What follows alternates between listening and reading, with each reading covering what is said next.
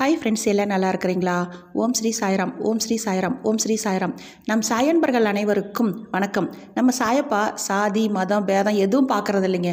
நீங்கள் நம்ம சாயப்பாவை வழிபடுறோம், நமக்கு நாம் இந்த ஜாதியில் இருக்கிறோம், நம்ம இந்த மதத்தை கும்பிட்றோம், நமக்கு ஒரு அருள் புரிவாரான்னு நினைப்பீங்க. சாயப்பாவை பொறுத்த வரைக்கும் அப்படி நினைக்கவே மாட்டார்.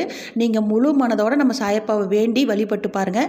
நம்ம சாயப்பா சொல்கிறாருங்க, தன்னை நாடி வந்த பக்தர்களை துன்பத்தை நீக்கி அவங்கள செல்வ செழிப்போடு வச்சுருப்பார். அதுதான் சாயப்பாவோட குணமே.